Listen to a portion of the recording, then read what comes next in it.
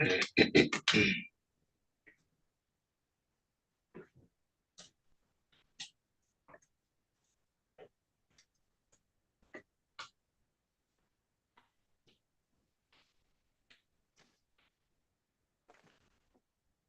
on the record in the matter of the people of the state of Michigan versus Ron Trevino.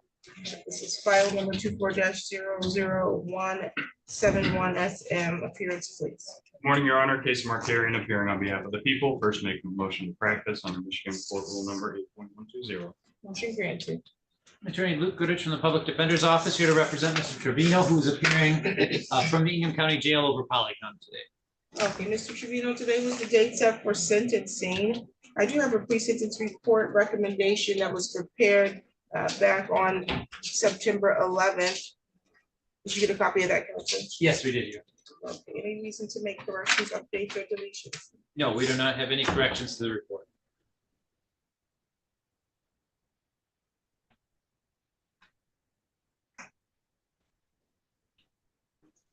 Okay, you can make allocution. Thank you, Your Honor. Your Honor, Mr. Trevino has currently served 56 days on this case. However, when I spoke with him, he still wants to do a term of probation to try to earn the 7411 status that he was seeking at the time of his plea. He's certainly willing to do any type of drug class if the court asks of him. He was working full-time at Ento Chef prior to his incarceration on this matter, and he's certainly willing to, or he believes he's going to be able to go back to that job upon his release. So, Your Honor, I would ask that the court follow the recommendation here and sentence him to a term of probation. But with the 7411 status, this was his first drug offense, at least what I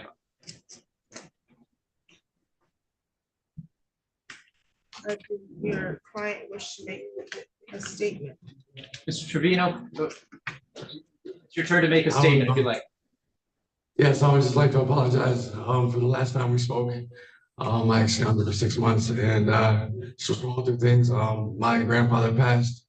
It's really not an excuse. I just want to let you know that you give me this time to tell you that I apologize sincerely for my actions. It won't happen again. And if you allow me to get on this probation, I will succeed. I'll be successful through these programs. And absolutely just make sure that I'm starting to live the righteous way and just keep on living life and strive for greatness. What specifically are you apologizing for? Well, for the expounding and the time that I said that I was going to be there for the court sentencing, and I never was. I just had other things going on, and I just wanted to apologize to you that the last time I did talk to you, that you were, that's the last time we met, and I just wanted to apologize about that. Okay, yeah, I was gonna have you address that because I wasn't gonna go and have an allocution that didn't address the fact that last time I saw you was in April. You were supposed to, yes. You should have been sentenced by now. And that you not only failed to appear for your sentencing, you failed to appear within 48 hours to have the PSI done. I had to remind you to get you here today. I don't know how any of these things makes him a good candidate for special status and probation. He doesn't shown the court that he follows the court order. So what has changed that's going to make me feel like that if I put you on a term of probation, you're going to appear when you're supposed to appear, you're going to test when you're supposed to test, and you're not going to abscond again? Well, I just feel like this last 56 days that I had incarcerated taught me a lot about just being responsible on, you know, on having a job, you know, being responsible on doing the things that I'm supposed to do, and basically just, you know, following directions, and so basically just going with the plan. Hopefully I can, you know, show you otherwise.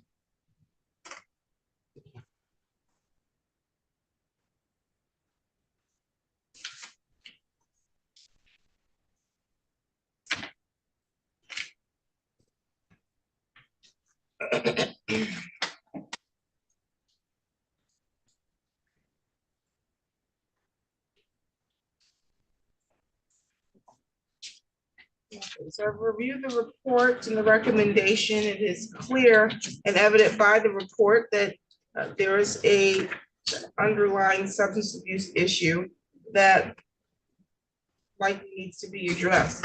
Reports of early marijuana use, some alcohol use, and then obviously some use of cocaine. So I think getting some treatment would be in your best interest if you intend to do what you say, which is to live a righteous life. You're gonna need to get some counseling and some treatment. Yes, no, for sure. I definitely, I'm willing to put in this time with you and I will be successful. I will not let you down. I just can't really stress enough about it. And I do apologize about that. Of the lack of responsibility that you're giving me. I just feel like I just need to make it up and redeem myself and just move forward with my life.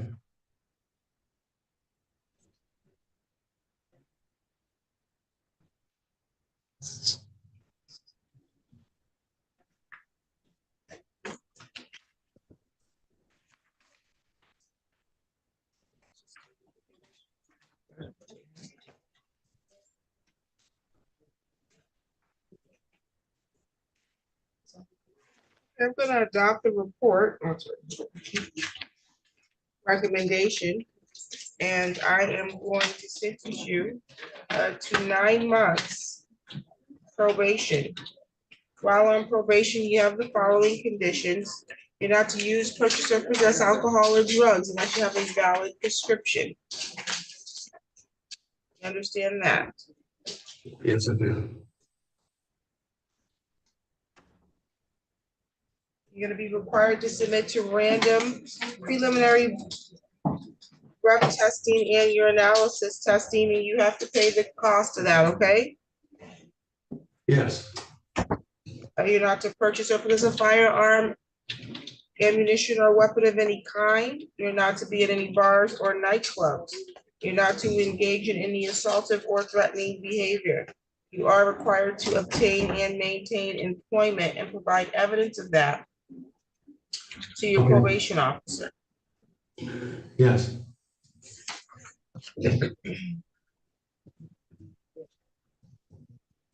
But in order that you participate in some substance use education program.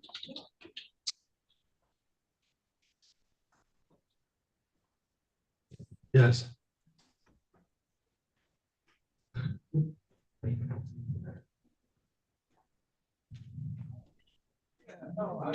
$7411 will be granted. Thank you so much. There's a $30 per month oversight fee that you're responsible for while on probation. It's a $75 crime victim rights fee that must be assessed. $50 state minimum cost that must be assessed. Okay.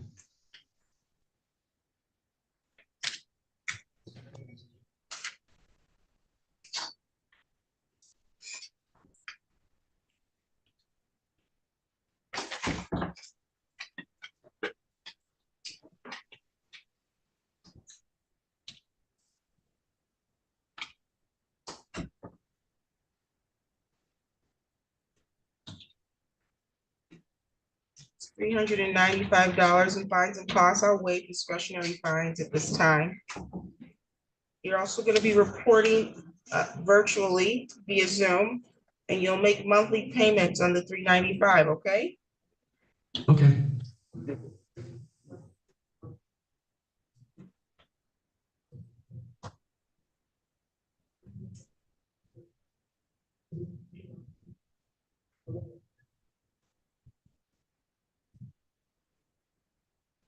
Do you have any questions at this time? No, I don't. Excuse me? No, I don't. Okay.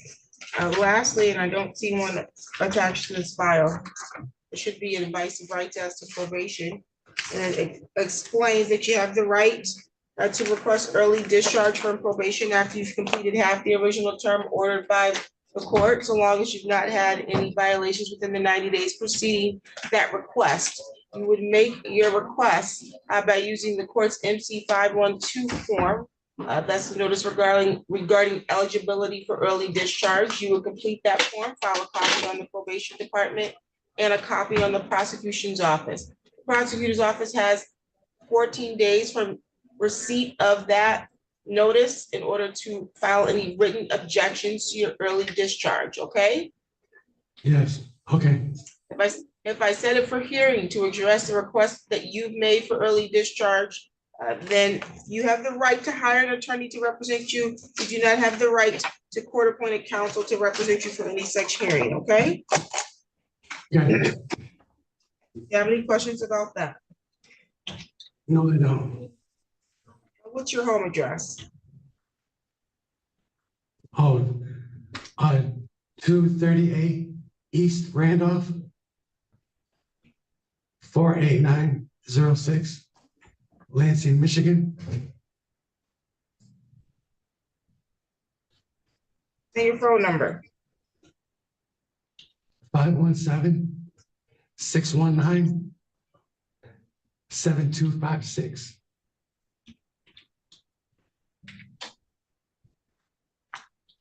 Any additional matters for the record today? Nothing from the people. Nothing from the defense, Your Honor. Thank you. You check in with probation within 48 hours of your release, okay? All right, thank you so much. You're all set.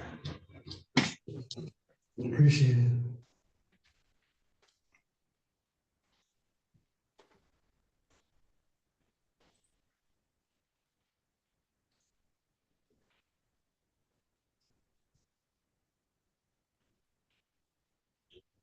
You can let the deputy know you're all set.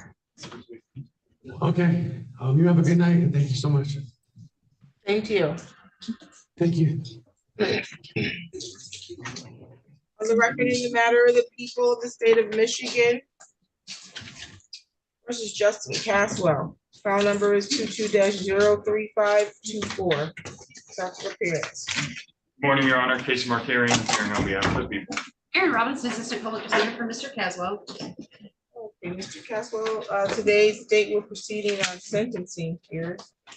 You have a pre-sentence report, however, it was prepared back in April 12th, 2024. And so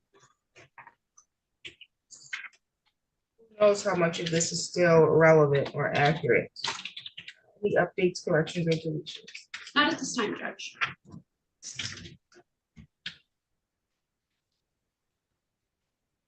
He still has 2 cases pending at the 12th Circuit or 12th District Court.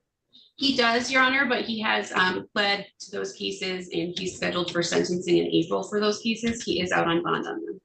In April In April, of 2025. yes. This is April 2024.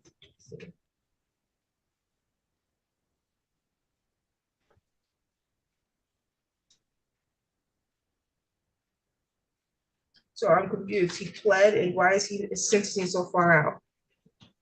I'm not sure. Do you know Mr. Caswell? I do not. Is he being held on something? Just this case. He did previously have other holds that were holding him in.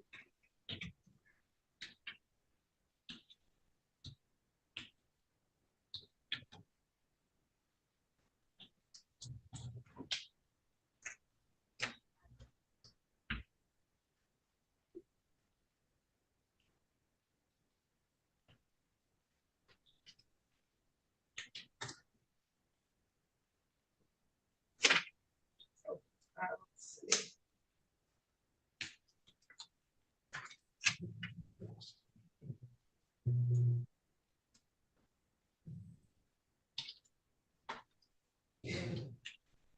We can make allocution. Yes, Your Honor, we'd ask the court to follow the recommendation put forward in the PSI sentence. Mr. Caswell to a term of probation of 12 months with the programming for the substance abuse treatment. He is willing to complete that treatment and admits that he has a problem. I have spoken to him. He does have a place where he can stay down in Mason. And he also has a job where at the GM plant that he can go back to if he's released on probation. I think treatment would be a good option for him, and he is willing to complete that treatment. So I'd ask the court to follow the recommendation. Why should I put him on probation when I had to remand him so I can sentence him? Your Honor, I know that he had some other holds, and I believe that the delay between sentencing and when he pled were because he was in a bunch of different places. And I think that mix up and having holds in a bunch of different counties is part of the reason why he was not here. There was multiple times where we had to get this adjourned to figure out where exactly he was at and get him to court. Not Mark. There was one time he was not brought over on the writ. That was May 17th. He was released since then. He was not in custody of a jail. He didn't appear. He told the magistrate he couldn't make it. It was as simple as that. He said, I couldn't make it. Why would I put someone on probation that blows off court and says, well, I just couldn't make it? And then here we are, almost October.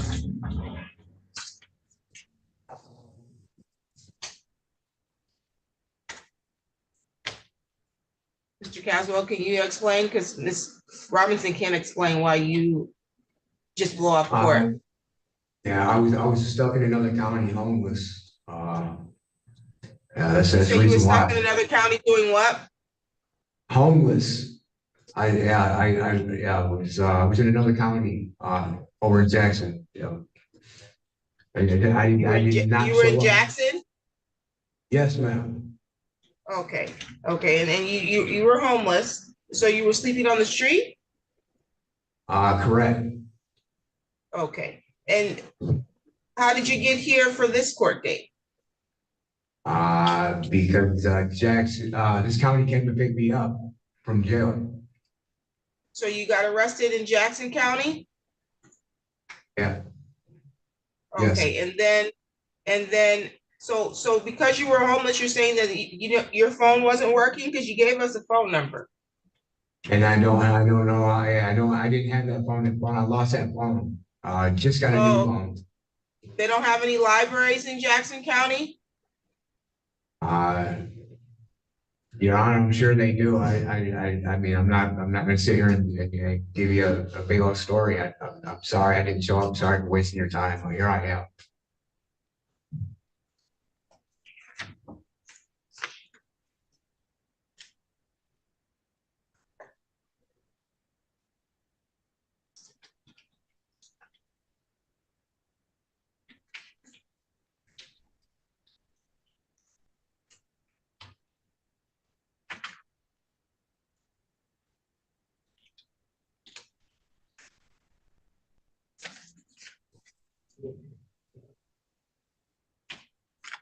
He's not a good candidate for probation.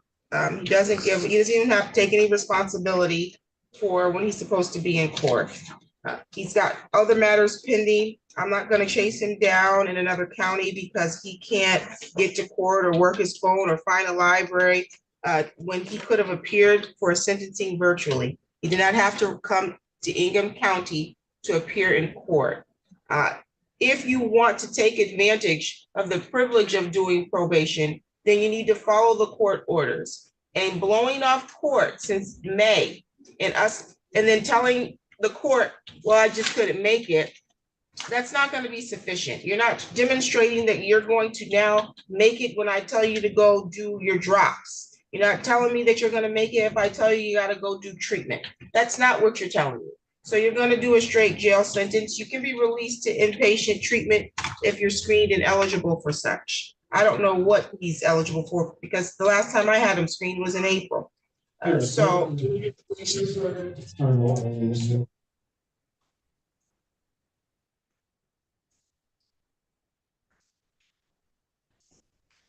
Sentence will be 365 days Ingham County Jail. He has credit now. I don't even know the updated credit because he has it. This is from, again, April. And I know he served time back in December. one day, and then he was in custody for about 30 days between January and February on this matter. Well, let me see. Who was in custody on that matter? Yeah, because I think December 2023, he was remanded. Let's see. And he was remanded again in January 30th. Tried to remand him a number of times on this file. I'm just trying to see if he actually had a bond. I PR'd him on the 29th of April. Okay.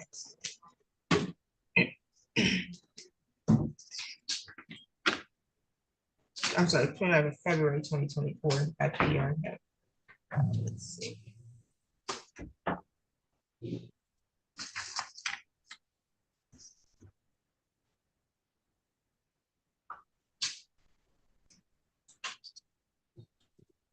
I'll have probation get an updated calculation of what time he actually has served on this. He'll get credit for that.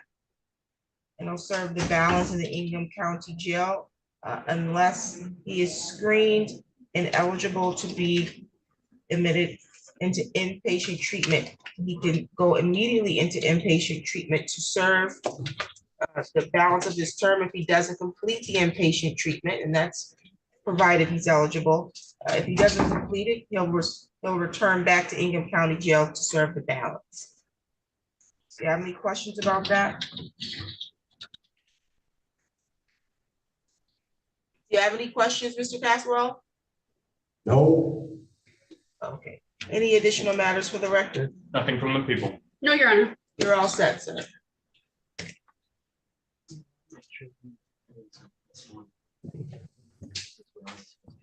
What's your name in post one?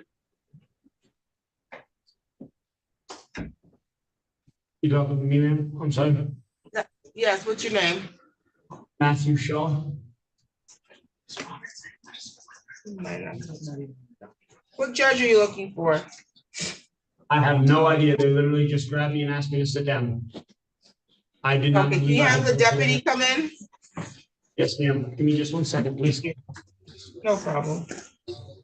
I believe he probably works Hey, Daddy. on the docket.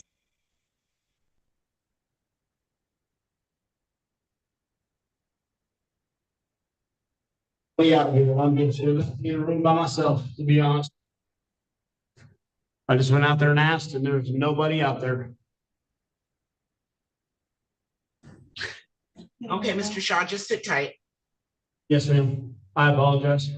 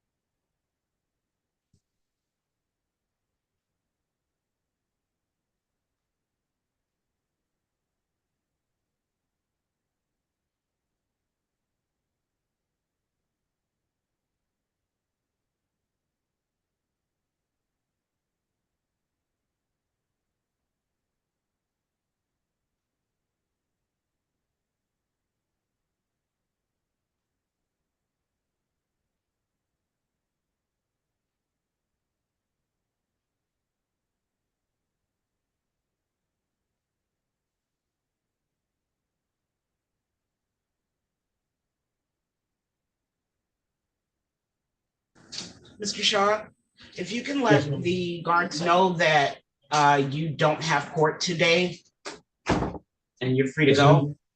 Okay, I appreciate you. Thank you very much, Sean.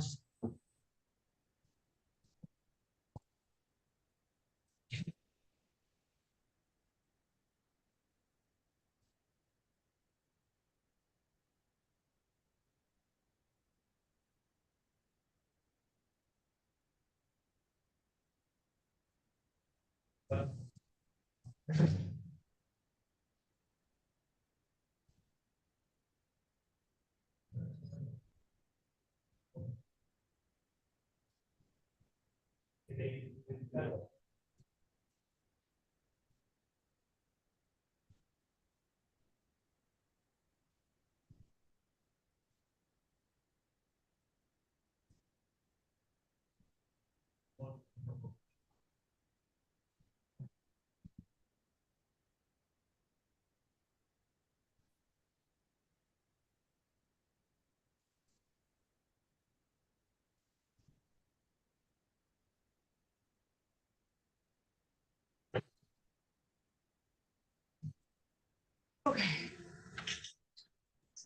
You just need Mr. Markarian. You write up. Nice.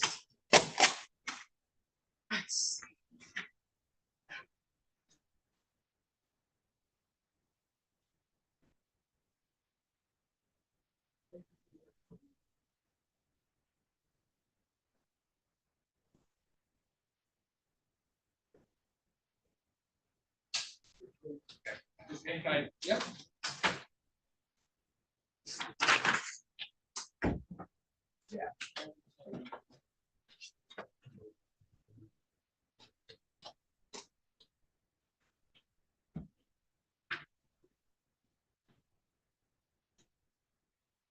Morning.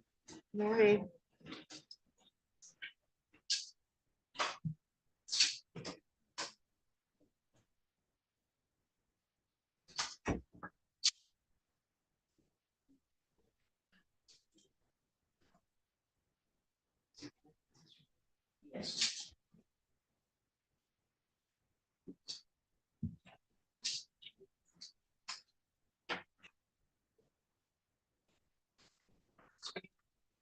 Mr. Markarian. He went to let the victims, relieve the victims. What victims? I haven't called a case that had a victim. I'm not.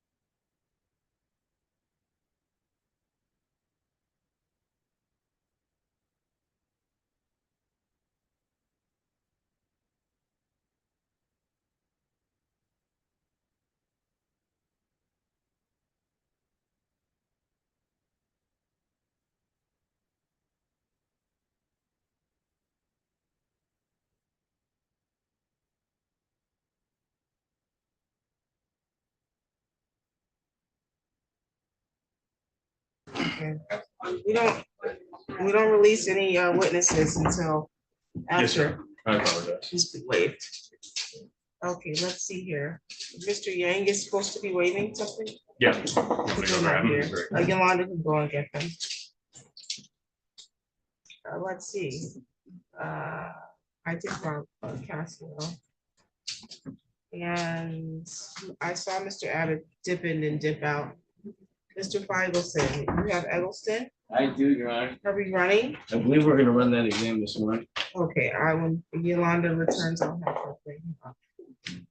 And then Mr. Goodrich. Mr. Belton's matter is going to be a plea. Okay, are we He prepared? is sitting 2 seats down.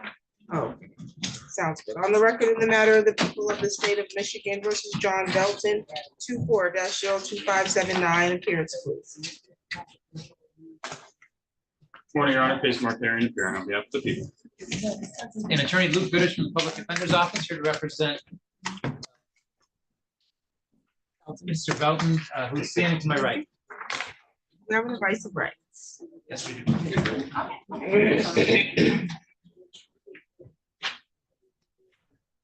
Thank you.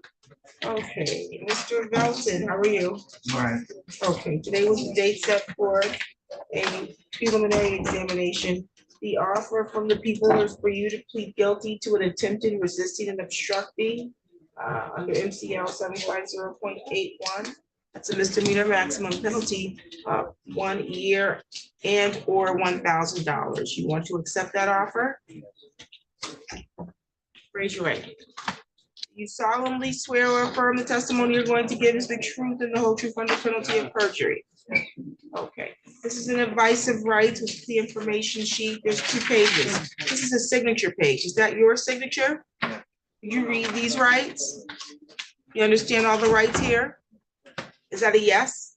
You want to give up these rights today? Okay, you have the right to the presumption of innocence. So that means you have the right to proceed to trial and be presumed innocent. You want to give that right up? You have the right to see and question in court any of the witnesses that the prosecution intends to call against you. You have the right to remain silent and not have silence be used against you. You can waive your silence and testify if you'd like. You have the right to subpoena witnesses to your trial to testify on your behalf, but you have the right to have the prosecutor prove each element of the charges being brought against you beyond a reasonable doubt at your jury trial. Those are all rights you would have to give up today in order to accept the offer. You understand that, sir?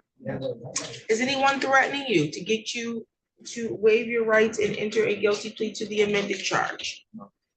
Has there been any promises extended to you, not stated here on the record, in exchange for you entering a guilty plea today? Are you currently on probation or parole? Are you employed? You understand that by entering a guilty plea, that it could result in a conviction that you may need to put on a future job application. It also could have an impact on travel or immigration status that you may seek in the future. So you may want to go up to Canada for the weekend and they could deny you entry. You understand that? Oh. As to the amended charge of attempted resisting, obstructing, how do you plead? Is that because you believe you're guilty? Yes. Counsel. Your Honor. Mr. Velton, on or about August 29th of 2024, were you a passenger in a vehicle at roughly 100 Hodge Avenue? Yes. And is that in the city of Lansing, County of Bingham, state of Michigan? And was that vehicle pulled over by officers from, I believe they're state troopers, Michigan State Police? Yes. And you recognize that they were police officers, correct? Yes. And after the car pulled over, did you take off running out of the vehicle? Yes. And did the state troopers tell you to just stop? Yes. And did you ignore that order and continue running away from them? Yes. And then they eventually caught up with you? Yes. Okay. Your Honor, I believe we have a factual basis for attempting, resisting, obstructing an officer. People are satisfied with the factual basis. The court is satisfied as well. I find you pleaded made freely, voluntarily, and intelligently. This matter will be set for sentencing November 14th. November 14th at 9 a.m. When you leave here today, you're gonna go down 1 floor to the probation department. You're gonna check in so they can get you all set up for a pre-sentence interview, okay? Okay. Let's see.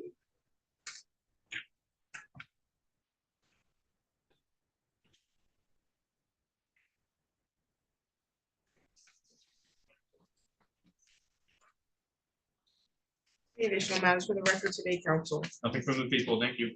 Nothing from defense, Your Honor. Thank Get you. your notice to appear, okay? On the record, in the matter of the people of the state of Michigan versus Angel Robinson, 24-02587, counsel appearance. Morning, Your Honor. Case Markarian appearing on behalf of the people. Good morning, Your Honor. Joseph Yang on behalf of Miss Angel Robinson, who is president to my right.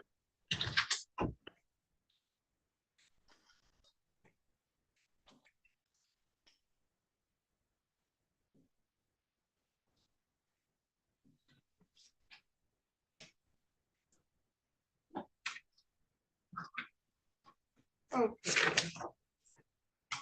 It was the date that was set for a preliminary examination, and my understanding is that we're not running an examination. That is correct, Your Honor. Ms. Robinson and I have had a discussion about her rights to preliminary examination. We're prepared to waive the preliminary examination to continue negotiations in the circuit court. Is that correct, ma'am? So you understand, ma'am, that you do have the right to have a preliminary examination. You're being charged in one count with malicious destruction of personal property with a maximum penalty, 5 years and or $10,000 in fines. There's also an habitual offender second offense notice. You understand that? Yes. Do you understand that? Yes. Okay. And so the habitual offender enhances the maximum penalty. You recognize that? Okay. And you understand the right to require the prosecution meet their burden of establishing that they have sufficient probable cause that these crimes were committed and a sufficient probable cause that you were the ones to commit these crimes. There's nodding. I didn't understand that. I'm There's sorry, can you nodding, repeat and that? let me first explain something, because I don't like it when I'm talking to them and you're feeding them responses. I don't like when your time to counsel was before they got here. Now it's my time to understand that she understands her rights versus she understands you telling her to say yes. Could you repeat It's that? exactly, if you don't understand your rights, you say you don't understand it, it's your right to waive. Your attorney can counsel you, they cannot waive it. So you have the right to have a preliminary examination. At your examination, you have the right to require that the prosecutor put forth evidence that would show that they have enough probable cause that these crimes that you're charged with were committed. And enough probable cause to charge you as the person who did the crimes. That's what I'm asking you. Do you understand that right? Okay, you understand that you would be giving up that right by waiving this? Is that what you want to do? Anybody threatening you to get you to waive your examination? No. Has there been any promises extended to you to get you to give up your examination? Okay, so you understand the matter will be bound over to the circuit court. Is there an offer? At this time, the negotiations will continue in circuit court, Your Honor. You can't later change your mind and say you don't like your offer, you want to continue with your exam and have them establish that they even have probable cause once this matter is bound over. You understand that? Yes. Okay.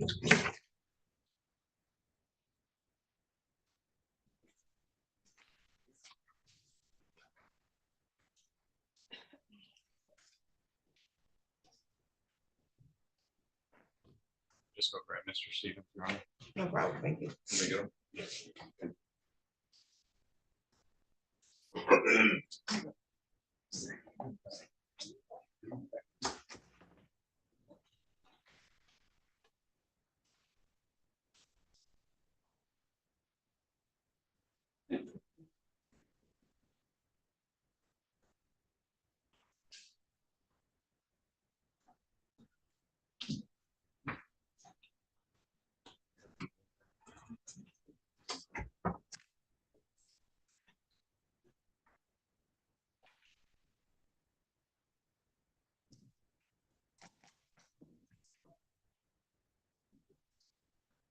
Approach.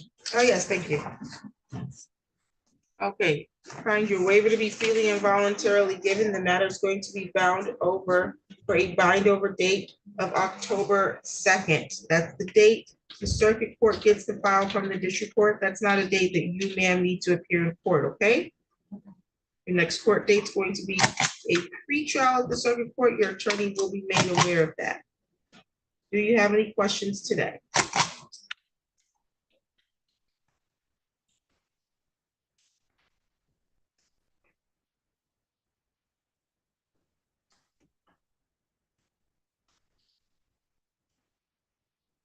Okay, the bond.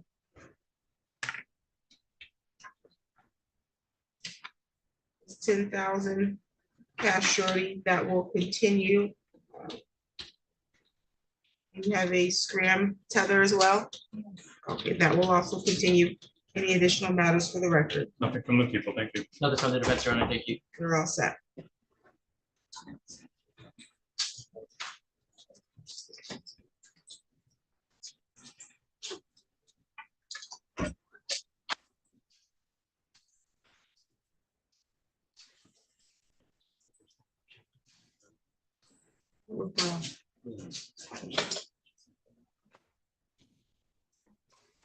They can bring it back up if they have a question. Mr. Eggleston can be brought up. Well, is Mr. Ferguson? Oh, there he goes. Mr. Eggleston can be brought up. Yeah.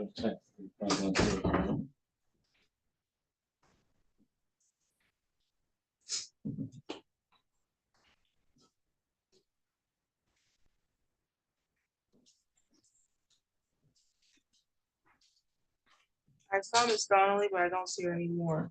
Is Isa Williams here? You're represented by Miss Donnelly?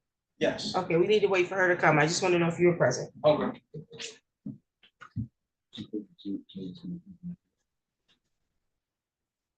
Mr. Abbott, you have Kevin Anderson Mallet with you? Yes, Your Honor, he's here. Are we running an exam? Yes, Your Honor.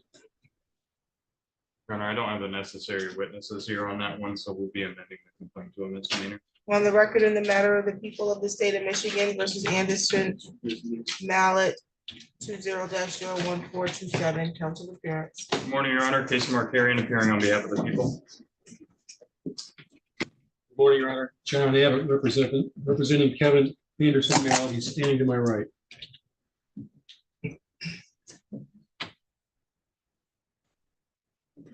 Okay, this is the date set for a preliminary examination.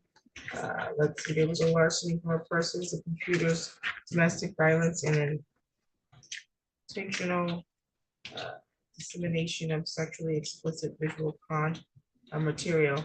And you say you do not have the necessary witness here? No, Your Honor, I don't. Necessary witness Adriana Ireland has been difficult to make contact with. However, I am amending this complaint to just be counts 2, 3, and 4 because I believe I could proceed victimless on this case if necessary.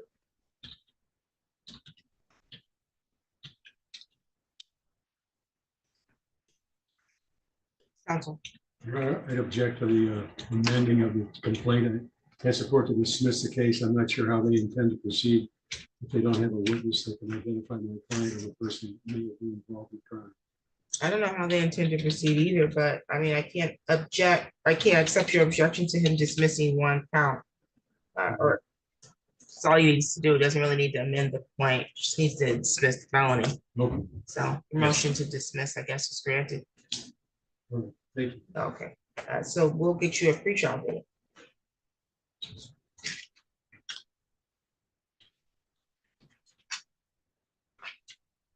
Actually, I'll put up a final pretrial. This is a 2020 case. Yes, sir.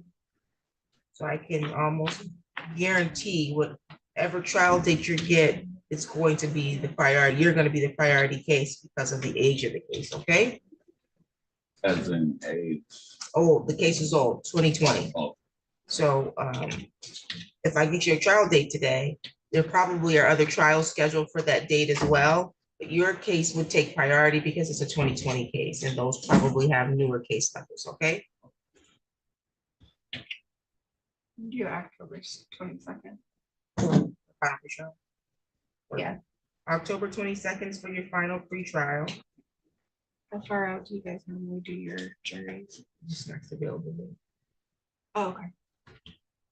I didn't know if you do. Sorry.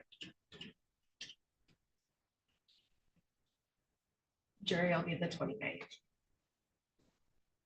Jury trial, October 29th.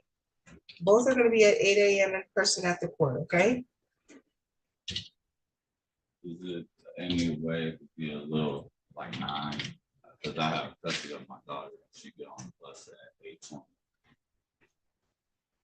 You drop your daughter off at 8:20? Well, she leave out the house and go to the bus stop at 8:20. Okay, so I was actually just gonna ask the prosecution because they intend to run this victimless.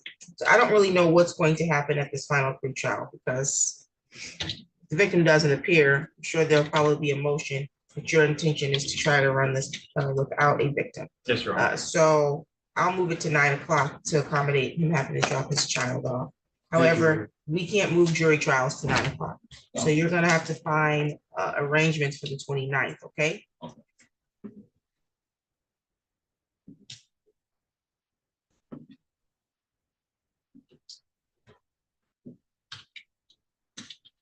So you can appear at 9 a.m. On October 22nd. You still have to appear at 8 a.m. if we're going to trial on the 29th, okay? We'll get you a notice to appear. Any additional matters for the record? Nothing from the people. Nothing from the defense. Thank you. No problem.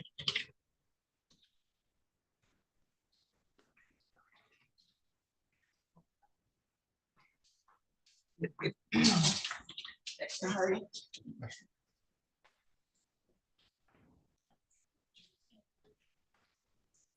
Who do you have there?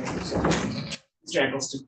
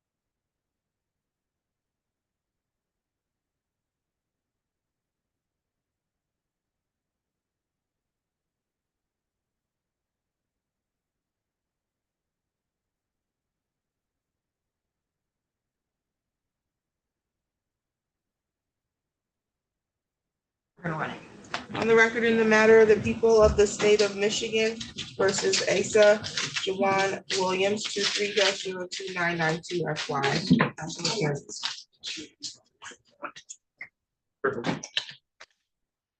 Morning, Your Honor. Case Mark Aaron, appearing on behalf of the people. And Assistant Public Defender Sarah Donnelly on behalf of the defendant Asa Williams, who is present to my right. Okay, Mr. Williams, today was the date scheduled for a preliminary examination. The prosecution is going to amend the complaint. Yes, Your Honor, we'll be amending it to 1 count of attempt resisting an obstruction. Makes sense to me.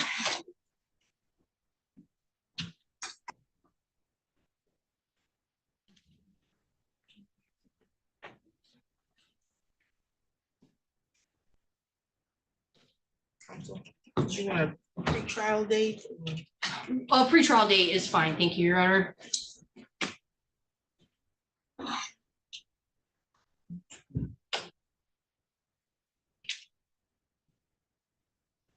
October 15th. At 1:30. October 15th at 1:30. Have any questions today, sir? No. Okay, we'll get you a notice to appear. Any additional matters for the record? Nothing from the people. Your Honor, I guess we should address bond. You can proceed. Your Honor, this is the case where there was an issue where, well, adjust it. That when he was remanded by your office for failure to appear, he was having issues. He has health issues. He was in the hospital. In fact, he's got an appointment here soon at like 10:15, and he should be able to, hopefully he can make. But, Your Honor, there was an error with the jail and he was released sometime after his sentence was completed from Eaton County. So he's been out of custody since the 6th on a remand. He did previously have a surety. He had a bondsman post $1,500. I don't know if that's actually been rescinded yet. But because he's appeared here today and this is now amended to a misdemeanor, we'd be asking if the court could give him a personal recognizance bond or put back the surety. Okay, I see in 2023, you originally had a PR bond. And then, let's see. It changed in November 2023 to 5,010%. Then December 7th, there was a remand. That's all 2023. And then we saw him in August. Your Honor, did you pick up for you? June 22nd. Yeah, he did get picked up in June by Eaton County and served a sentence there.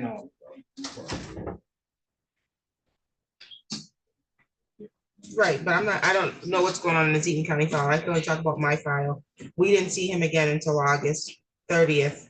He was arraigned, and the preliminary examination was set for today. And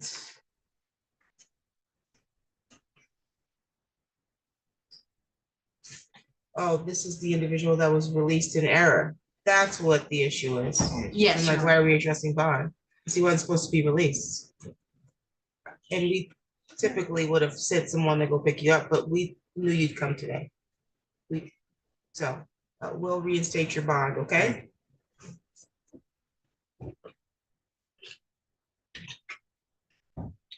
I think it was.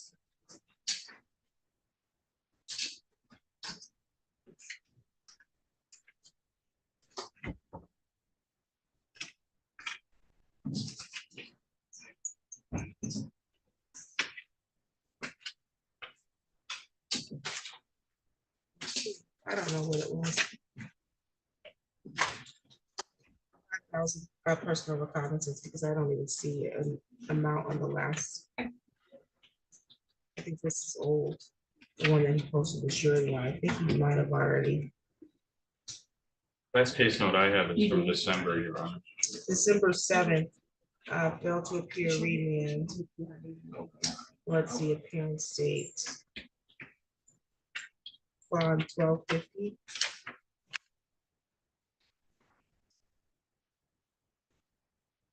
That's the last, that's where I see Leo's bondsman posted for him, but that one he already forfeited. You said he was in the hospital then? Yeah, he had a failure to appear where he In had, December? yeah.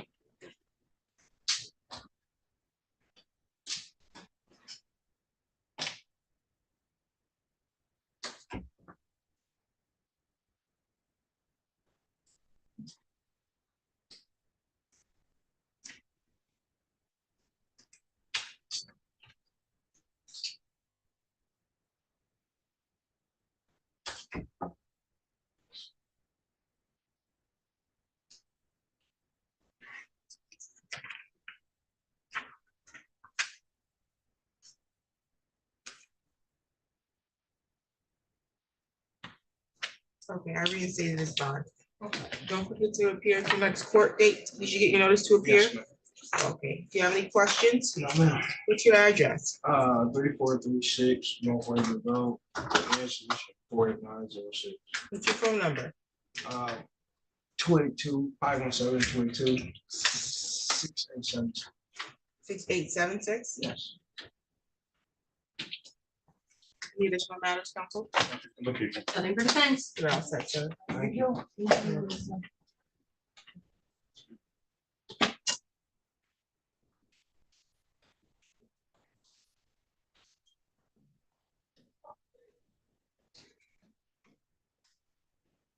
Oh, Your Honor, that's one that I requested the adjournment on. The witness is sick, has a cold, and it's contagious. Requesting adjournment from whom? The necessary witnesses on that one, Your Honor. I sent an email to the court, I'm sorry. I see the AG is here and Jason Holbert. Do I have that file? I do. On the record in the matter of the people of the state of Michigan versus Jason Holbert 22-03075. Who's representing? Holbert? That is me. Ms. Schroeder. Oh, okay. Christie Counselor Curtis, Pierce. the people. And Assistant Public Defender Aaron Schroeder on behalf of Mr. Holbert, who joins us by Zoom. Mr. Holbert was here in person yesterday as well. And we adjourned this from yesterday. Thank you. Okay, yeah, I was at a state bar board of commissioner meeting yesterday, was unable to appear in person. I was listening in virtually, however, so I did understand that there was a request to waive this and have it bound over to the circuit court. Is that correct? That is correct, Your Honor. Mr. Holbert, that's what you want to do? That's correct. Okay, and are the people waiving their exam? Yes, Your Honor. Counsel, you want to say something? Yes, Sean, I apologize for interrupting. I wanted to just make a brief record. Mr. Holbert is doing this, against my advice. I told him that I did not have the discovery yet on this matter, and I would prefer to have that before we move forward. I had asked that we leave this on. However, he has indicated to me he got information on his own from friend of the court as this is a child support matter. And he was comfortable moving forward with waivers so we could get this matter to the circuit court and get to proceedings. There's a plea offer potentially on the table that he wants to get to quickly. So while I did tell him I would prefer not to do it that way, he indicated he did, and it is his right as the preliminary exam. Thank you. Okay, so Mr. Holbert, that's accurate as to what your counsel is indicating? That's correct, Your Honor. Okay, and you understand your right to have a preliminary examination in the district court, and that the purpose of the preliminary examination is to require the prosecution, which is the Office of the Attorney General, establish that they have sufficient probable cause that a crime was committed and probable cause sufficient to charge you with the crime. You understand that? I do, Your Honor. Unconditionally waive your exam? Yes, Your Honor. Anybody threatening you to do that? No, Any promises being made in exchange for a waiver of your examination? no, Your Honor. Typically, I wouldn't allow you to waive it if your attorney hasn't had discovery, but this is again a failure to pay child support. As indicated by counsel, you could get that information from the friend of court. And if that's what you want to rely on, I'm sure you know better than she does as to whether or not you actually failed to pay. So if you want to bind this over to the circuit court, we can do that. The bind over date's going to be October 2nd. That's the date that the circuit court's going to get the file from the district court. You do not have to appear in court on that date unless Ms. Schroeder, for some reason, files a motion to have you rearranged at the circuit court. Then you'll appear on that date for your rearrangement, okay? Yes, Your Honor. Otherwise, your next court date will be a pretrial in the circuit court. Confirm your address for me, sir. My current address is 820 North Capitol, right here in Lansing.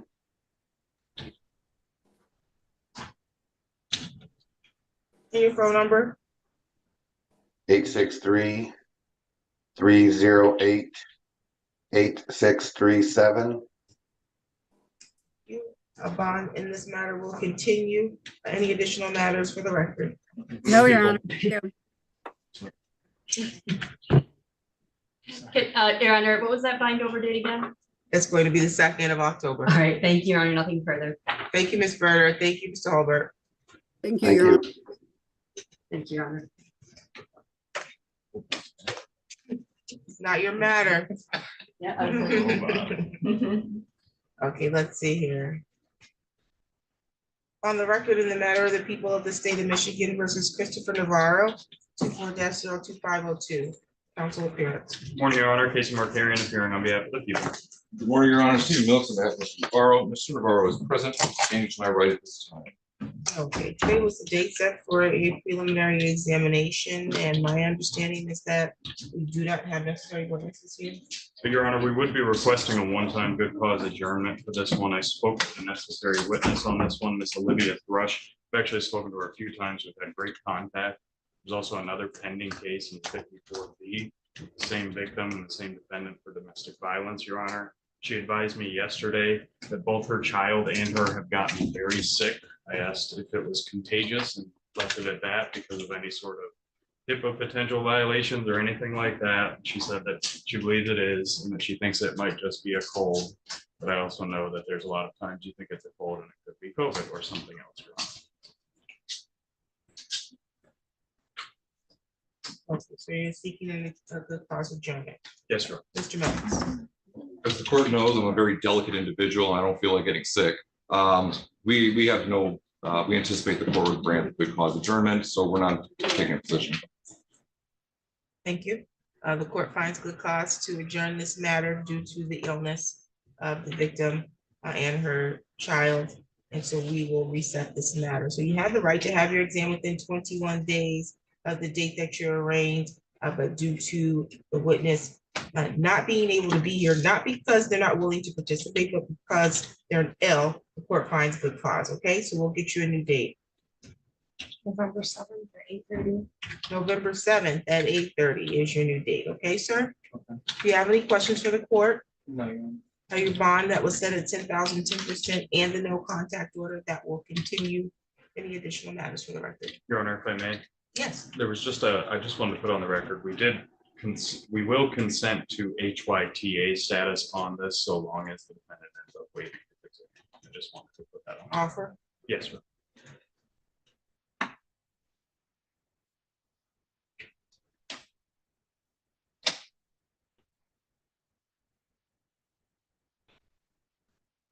That's noted. Any additional matters for the record? We're making additional discovery requests, Your Honor, from the prosecutor's office because there's a PPO that is named in this one. We expect that people do have information regarding this, but that'll be something like prosecutor and I hash out. And thank you, Your Honor. Thank you. You're all set.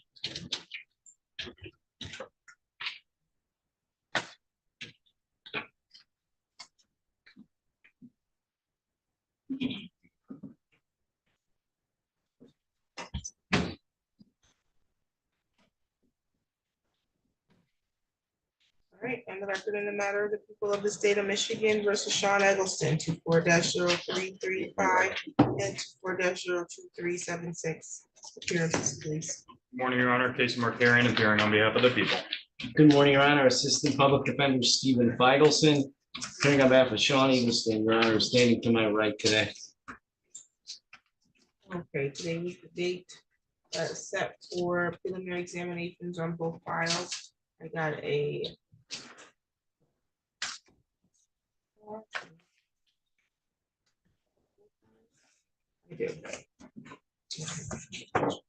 one file is domestic violence, third, and assault with intent to do great bodily harm less than murder on the other file. And we're ready to proceed. Yes, Your Honor, on the assault with intent to do great bodily harm case, as for the domestic violence case, file number 24-02376 FY, Your Honor, I have attempted several times to make contact with the necessary witness on that one.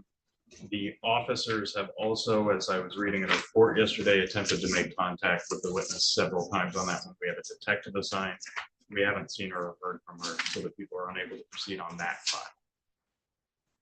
Counsel. The defense stands ready to proceed. We are aware without prejudice. We'd ask for dismissal today. That file will be dismissed without prejudice. We'll have the right to reissue it against you, okay? Yes, Your Honor. And we're ready to proceed on the other file. Yes, Your correct? Honor.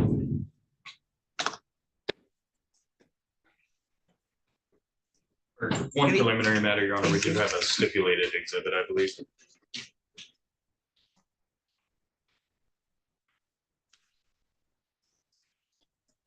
you like me to approach now or? Yes, please. It's the stipulated exhibit 1. Yes, Your Honor. People can do the one. Yes, for purposes of preliminary exam, Your Honor. Okay, thank you. I think there's only one witness, so I don't believe we need this request for motion. Yes, Your Honor, just one witness. Thank you. You can call your witness. People call Jerry Eggleston to the stand.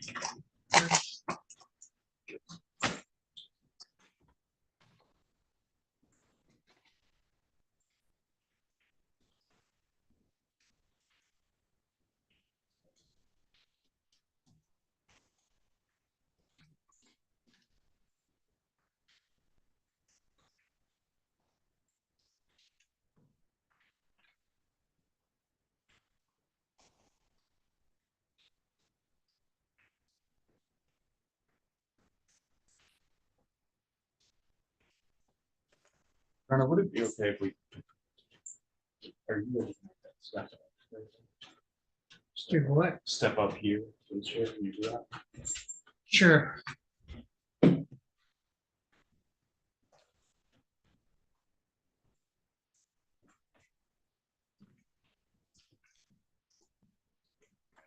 to step for a little bit.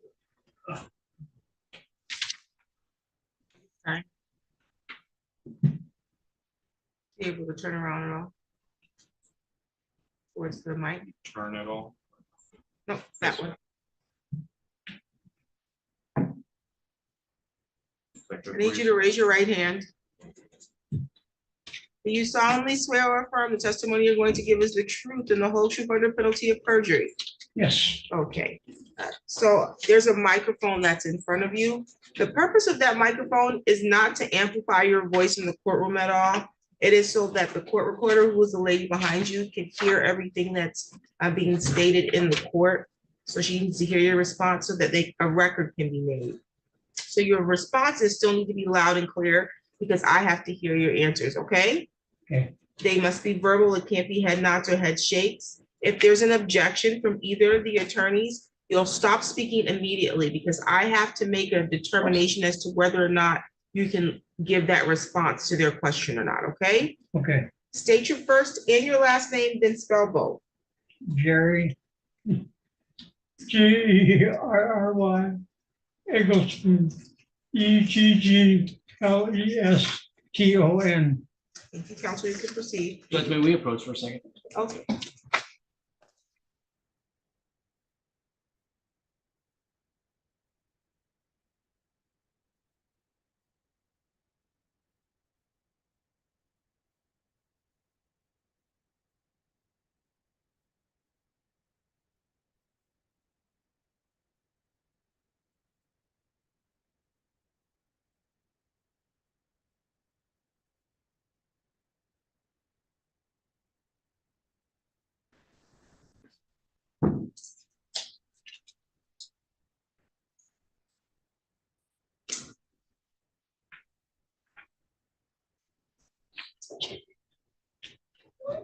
Okay, counsel, you can proceed. Thank you, Your Honor. Good morning, Mr. Eggleston. Morning. How are you doing? Also, I saw you were getting a little emotional there. Do you know? my hearing is bad. Fair enough. I know you have some bad hearing too, so I'll speak up as loud as I can. Can you hear me at this volume? Yes. Okay. Do you know someone by the name of Sean Eggleston? Yes. How do you know that person? My son. Is that person in the courtroom with us here today, sir? Yes. Would you please point him out and identify him by an article of clothing he's wearing? Yeah. Your Honor, please let the record reflect the witnesses identify the defendant. No objection, Your Honor. Please noted. Are you familiar with the location of 127 East Mason Street in Lansing? Yes, What's at that location, sir? it's my house. Is that located in Ingham County Yes, here in Michigan? yes. I'm going to take you back to the date of December 31st, 2023, New Year's Eve. Do you remember that date? Fairly. How do you remember that date? Did something happen? Yes, I got in an argument with my son. And I got up to my chair, go to the bathroom, and he jumped me. Okay, let's break that down a little bit, okay? I don't understand. Let's just break it down a little. I'll ask you a couple more questions, all right? So you said you got in an argument. Would it be fair to say that that started verbal and then turned into a physical one? Yes, What was the argument about without telling us what anyone said specifically? I can't remember. It was so trivial. Was it some big important issue, something insignificant, or Insignificant. just an argument between father and son? Yes? Yes, So at some point you said you stood up. Why did you stand up? I had to go to the bathroom. And then what happened when you stood up to go to the bathroom, sir? He jumped out of his chair and he jumped me. What do you mean by he jumped you? What did he do? He come around me, got me in a chokehold, but tried to put me in a sleeper. And I started to pass out and he dropped me to the floor. That's why I broke 2 ribs. Did he say anything to you while he was doing this? I can't remember. Now, you said that he put you in a chokehold and jumped you. What do you mean by a chokehold? Like a wrestler's chokehold, sleeper, it's called a sleeper. Could you demonstrate maybe? Come around my neck like this and he was pinching off this artery and this one. Your Honor, please let the record reflect the witness has just demonstrated putting his right arm up to his neck in a sleeper hold type position. Noted. Did you, this might be a silly question, okay, but I gotta ask it. Did you ask for him to put you in a sleeper hold? No, Did you in any way suggest that you were going to attack him and that's why he did it? no, Mentioned that he put you into a sleeper hold and you said choked you out. What do you mean by choked you out? I passed out. You passed out, so you lost consciousness. Yes, Do you know how long he was choking you out for approximately? a few seconds, I think. I'm not really sure. Time kind of went past. Fair enough. So you think he was choking you out for a few seconds, but you lost consciousness. Is that fair to say? Yes, Can you think of any other reason aside from him choking you out why you might have lost consciousness? no, So that was the reason. yes,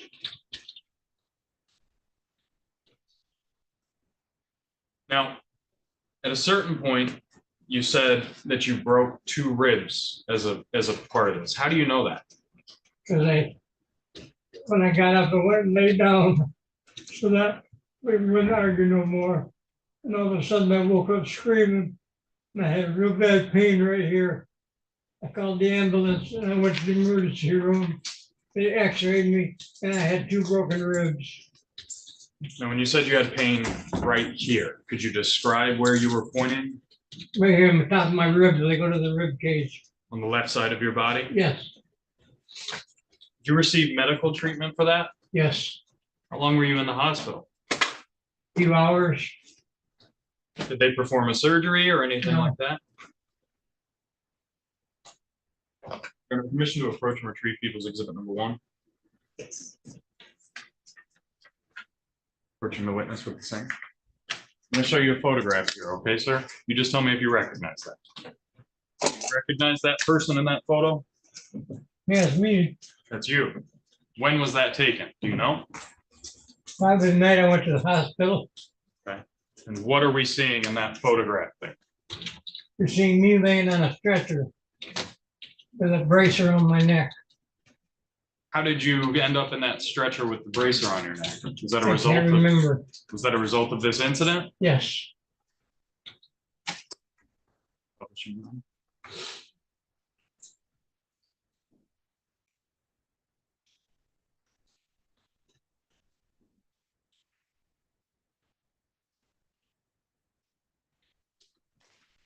Mr. Eggleston, is there an age difference between you and your son? Yes, quite a bit.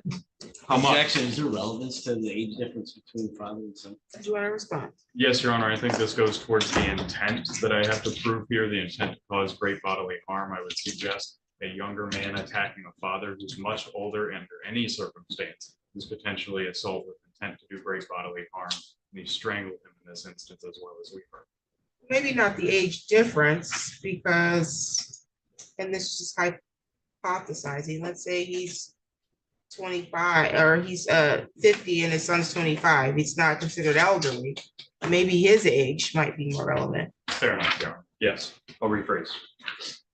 Mr. Eggleston, how old are you? 72.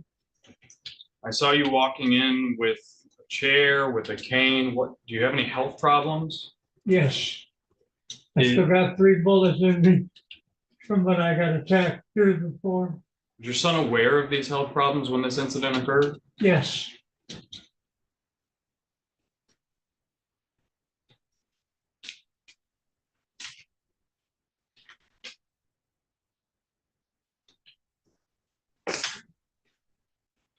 Did I leave anything out that you think the court should know? Objection, is there relevance to anything else for this question? Do you want to respond? Just making sure I didn't miss anything, Your Honor. Rephrase. Sustain. What, if anything else, happened after you went to the hospital that might be relevant to this Well, case? he kept getting on the phone trying to get a hold of this guy. And I asked him why, and he said because he wanted that guy to come over and help him kill me. Wait, he said he was on the phone trying to get a hold of who? Your son? No, he was trying to get a hold of this other guy that he knew. Okay. Okay, while you're in the hospital, you saying your son was on the phone trying to get a hold of No, someone? this happened at the house. Oh, at the house. He was trying to get a hold of someone he knew? Yes, For what purpose? to have him come and help kill me. Okay. Thank you, Your Honor. I have no further questions. Prosecution. Thank you. Good morning, Mr. Eggleston. I can't hear you. Said, good morning, sir. Can you hear me now? Yes, So on December 31st of last year, you were watching TV in the living room. Is that correct? yes, And your son was present as well? yes. Was anybody else present during that time? There was one guy there they call him D. I haven't been able to get a hold of him. So you, Sean, and Dee were watching TV. Is that correct? Yes, Do you remember what you were watching? pardon? Do you remember what you were watching? No, Okay. And you said all of a sudden there was an argument. Is that correct? yes, You said something trivial. Is that correct? yes, it was Not something important. you would just overlook. You guys talking about your friend Amber that night? Pardon? Objection, Your Honor. Relevance, more prejudicial than probative. Do you want to? Your Honor, may we approach? Yeah. Yeah.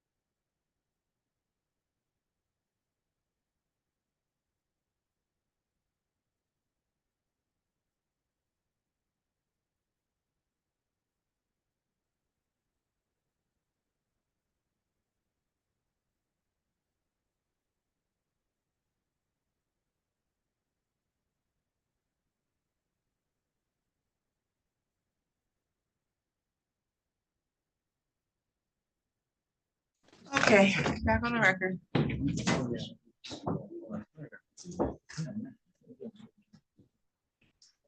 Counsel, you can proceed. Thank you, Your Honor. Mr. Eggleston, so you said the matter you were arguing about on December 31st was a non-trivial matter, is that correct? It was a trivial matter. I looked at it as no importance. Okay, got it. Were you discussing a missing person that night? That's a yes I or no? can't hear you. Were you discussing a missing person that night? I can't remember. Okay. If you don't remember, how do you know that it was trivial? I'm sorry, what? How do you know if it was a trivial matter if you can't remember what you were discussing? Because it didn't seem important at the time. Okay. And then you said after this argument, you got up to go to the restroom, is that correct? Yes. Did you get in your son's face that night? No. And then and how far did you get from your chair as you're going to the restroom before something happened? Maybe from right there to right there. Okay. And what did Dee do while all of this was going on? What is what? The other person in the room do? What did Dee do? You just stood there and watched. How long did this incident last? I can't hear you. How long did it last? Did what last? The incident between you and Sean, how long did it last? Just a few minutes. Okay.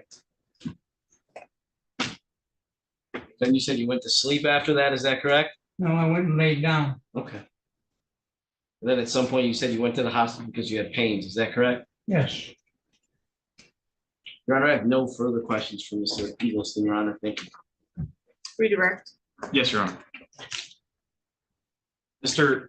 Eggleston, how you were talking about, or you were asked about how long this all lasted on cross-examination. At any point, did you have difficulty breathing during this incident? But just when he had his arm around my throat.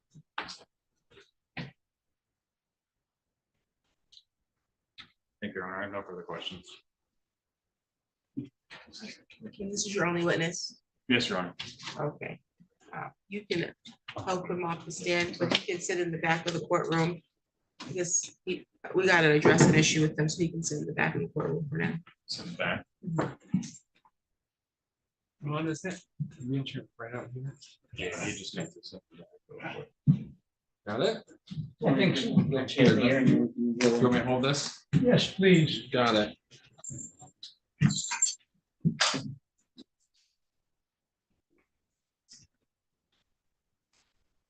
Thank you. Judge is gonna want you to sit right back here. All right.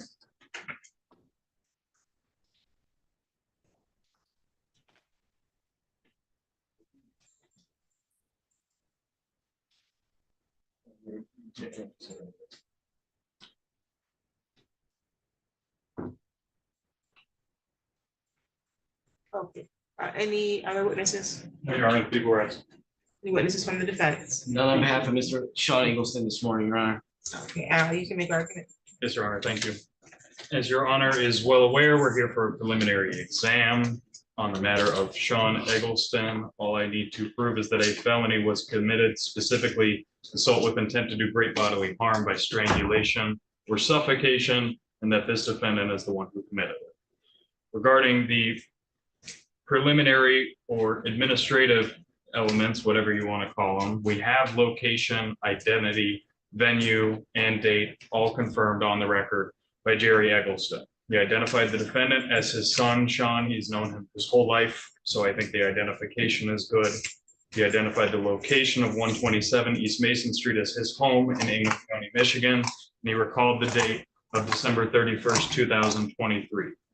Regarding the elements I have to prove, Your Honor, he is charged with assault with intent to do great bodily harm by strangulation or suffocation. I'm looking at Michigan Criminal Jury Instruction 17.35 for those elements. I have to prove three things today. First, that the defendant committed a battery on Jerry Eggleston. Second, that the touching must have been intended and against Jerry Eggleston's will. And third, that the battery was done by strangulation or suffocation, namely that he was impeding normal blood circulation or breathing by applying pressure on the throat or neck. Your Honor, regarding those three elements, I think the testimony was very clear, although a bit brief, about what happened here.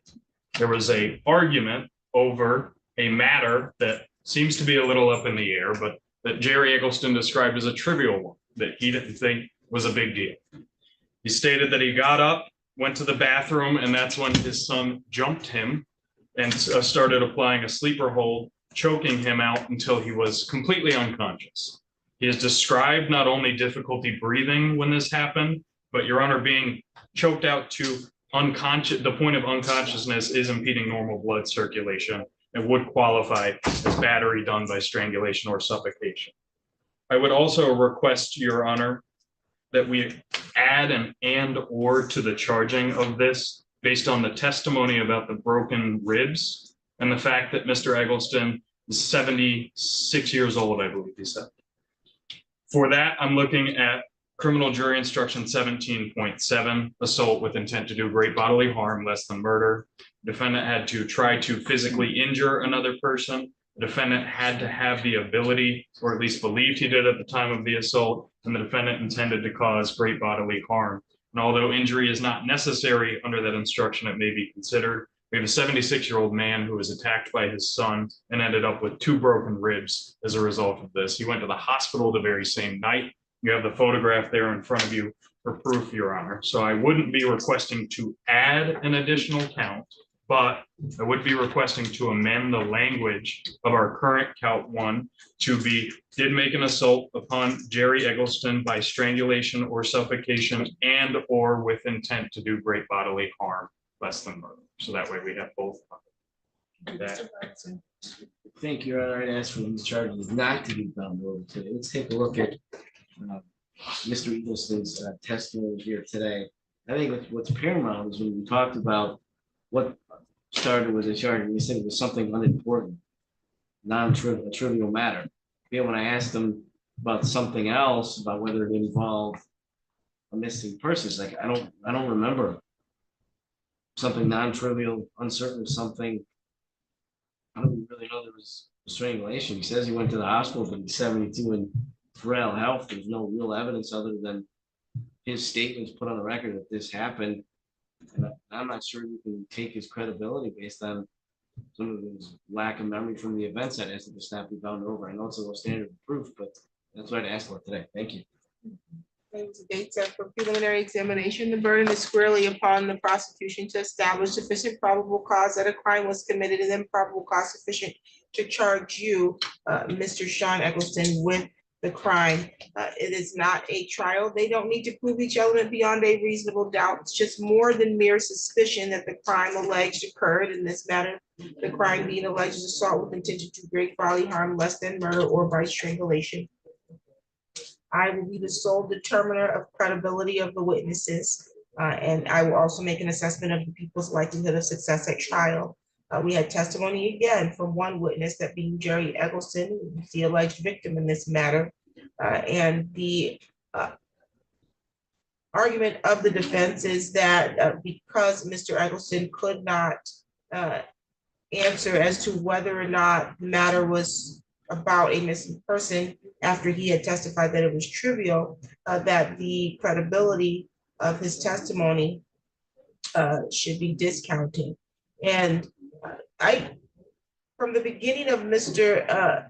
Eggleston, Mr. Jerry Eggleston's testimony, he was asked by the prosecution if he remembered this incident. My recollection of his response was barely. He prefaced it from the beginning that he had some limited memory. He also now testified that he's a 72-year-old man. It obviously has some health concerns. He could barely make it from back there to the jury. I'm sorry, to the witness stand, and accommodations were going to have to be made for him to have to even give his oath of office. He also testified about being a victim of a prior incident, which caused him some health concerns. So we have an elderly individual with some health concerns that may have or may not have contributed to his lack of memory about some of the details. But not being able to remember some details does not discredit the entirety of a testimony. He testified with particular clarity that on or about December 31st, which was New Year's Eve 2023, He was at his home at 127 East Mason Street. That's in the city of Lansing, Lincoln County, state of Michigan. He recalled getting into an argument with his son. He recalled another individual being there. He said that he stood up to go to the bathroom, and that his son jumped him. He described being placed in a chokehold, and also described and demonstrated what he said was his son's attempt to put him in a sleeper. He said as a result of the incident that he suffered broken ribs, that he had fallen asleep or laid down, I should say. He said at the time and woke up or got up screaming because of some pain. He called an ambulance and he was transported to the hospital later to determine that he had broken ribs. He also gave some testimony about his son trying to get someone else on the phone to come over and help him kill him. And so the court can't just state that just because he couldn't remember some aspects of the day or the altercation or the incident, that these things that he does remember are not credible, because there are times, countless times, and this is supported by evidence, that some people who suffer traumatic incident can only remember certain portions of that traumatic incident. The people have charged this as assaults with intent to do great bodily harm, less than murder, or by strangulation. They're requesting to amend the complaint to add an and or, including or inclusive of jury instruction 17.7, which is assault with intent to do great bodily harm. The court will grant the request. The court is satisfied based on the testimony that there is sufficient probable cause. And so the matter as amended will be bound over to the circuit court. Find over date is October 2nd. You don't need to appear in court on that date. That's the date the circuit court gets filed from the district court. Do you have any questions at this time? No, Your Honor. Bond was set at 10,000 cash surety with a no contact order, not to be within 2,000 feet of the alleged victim, not to have contact directly or indirectly. Any additional matters for the record? Nothing from the people, Your Honor. Nothing on behalf of Mr. Eagleston, Sean, Your Honor. Bond will continue. You're all set, sir.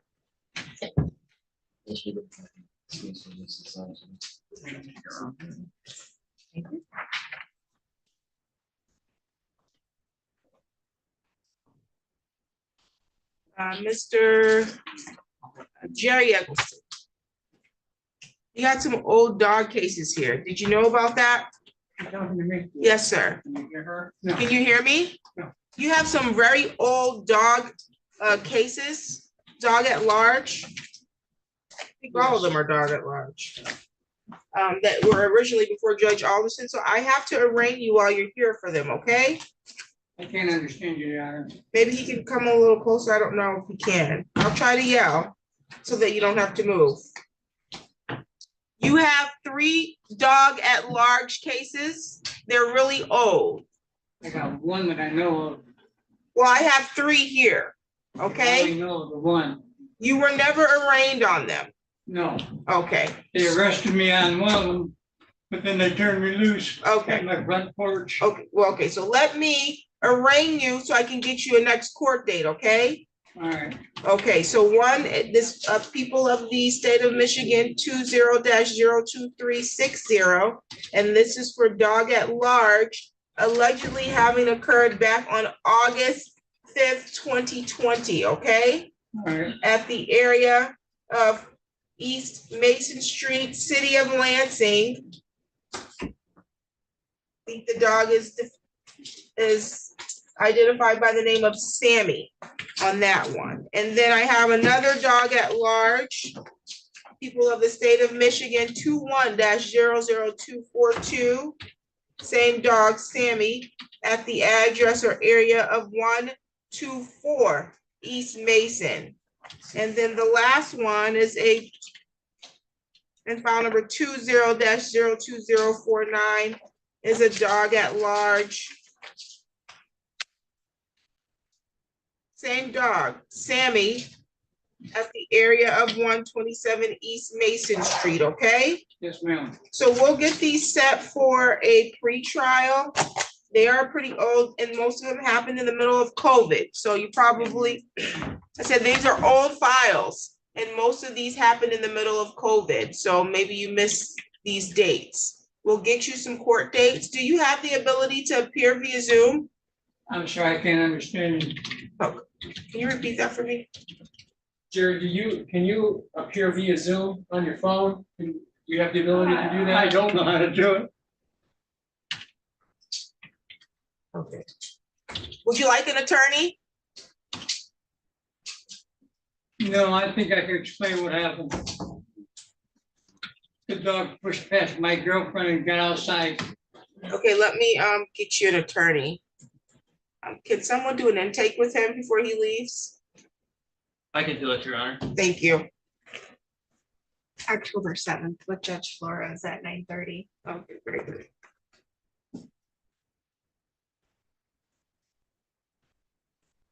I'm gonna enter not guilty pleas on these files and note that he's requesting court-appointed counsel because I think he needs it. I have a question. Yes. Why would they arrest me on that? I don't know. Then turn me loose? I don't know, sir, because I wasn't there, but I'm going to advise you of your right to remain silent so that nothing can be used against you, okay? All right. And so I'm gonna have you meet with an attorney. You can explain to that attorney in private, whatever you feel like you want to explain. I think you need an attorney on these, okay? And maybe it should be able to get resolved, okay? All right, thank you.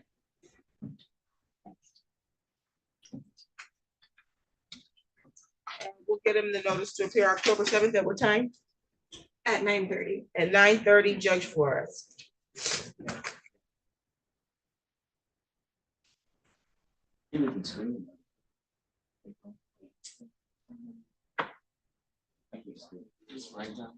Mr. Feigelson, do you want to sign for this, please? I do, man. Thank you. Read my brain. Dante. That's gonna be. Yes. No, Will you? I know that. Yeah. We'll go down together. Fine. Hey, Andrew, I'll have you sign this one back. Here, I'll sign it right now before I go. That's what I wanted. And that's done. And then Mr. Austin has another matter. His own matter. Guys, Your Honor, we're gonna be amending, and I didn't know if you wanted to do that real quick. For who? And then Ms. Peterson's gonna be a dismissal.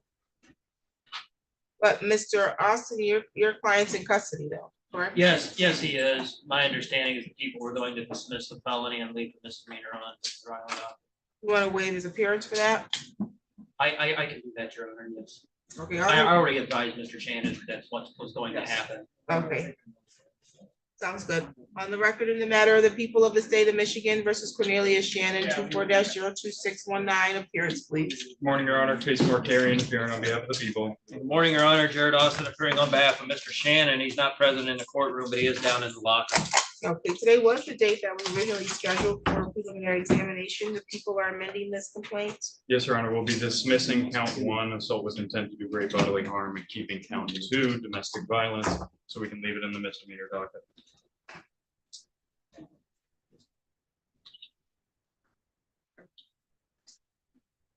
Okay, sounds good. And so.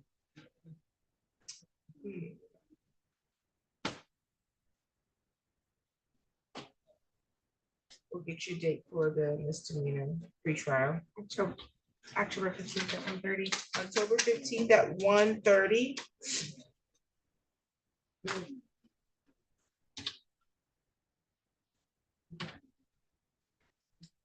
I'm assuming you're gonna want bond addressed though.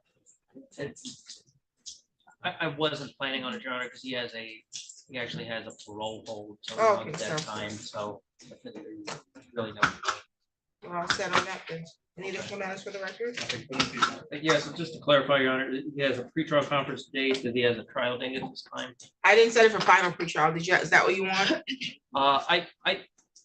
I think that would probably be best. Okay, let's do final pretrial. The only other thing I was going to ask with that, Your Honor, I know his case is newer, but if he could somehow be elevated on the priority list because he's on a parole hold, he's not earning any credit, he's on death time. Final pretrial can be October 22nd.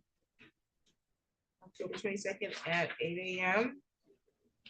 Jury can be November 4th. November, Or no, 5, sorry. November 5th at 8 a.m. for jury trial. I'll note that there's a request to prioritize.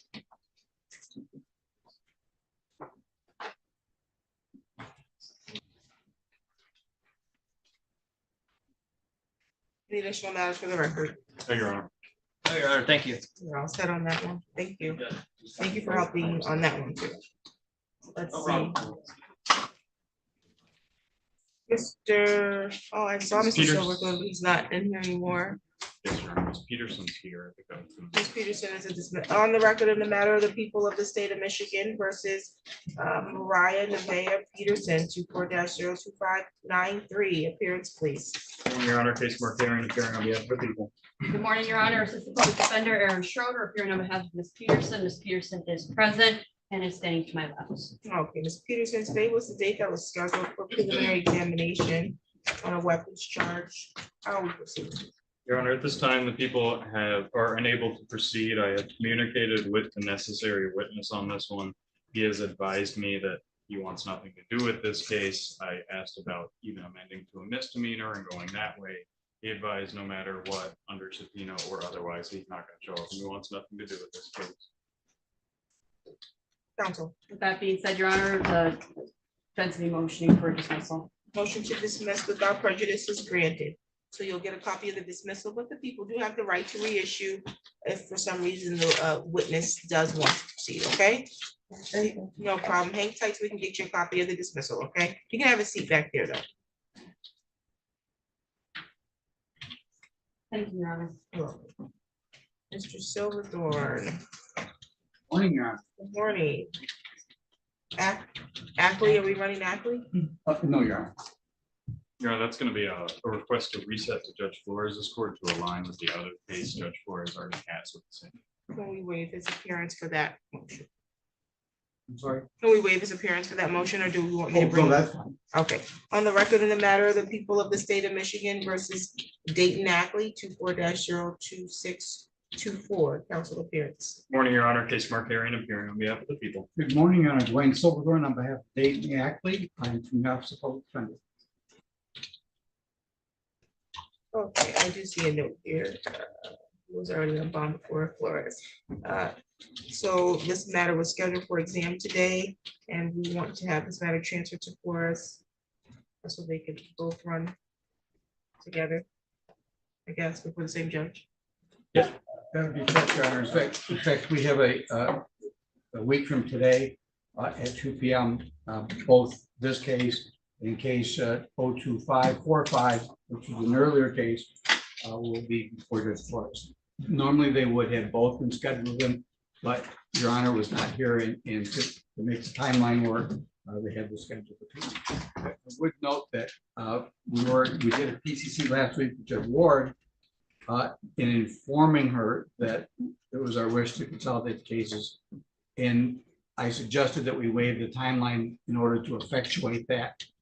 And Judge Ward felt that since it wasn't a case, she couldn't do that. So I don't know if we need to waive the timeline to get that done now.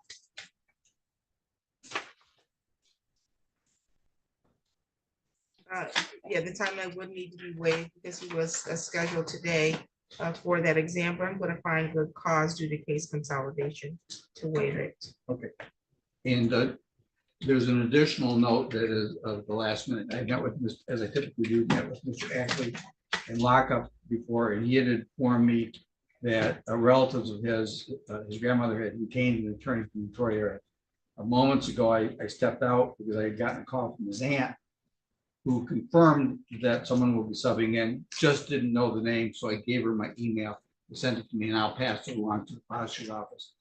Both both to this gentleman and also to Ms. Wilson over in Judge Porter's court, because I would anticipate that someone just coming into the case might want to request another adjournment. Sounds good. We'll set it for the date that you have. It's next week, you said? Yes, yeah, it would be September 27th at 2 p.m.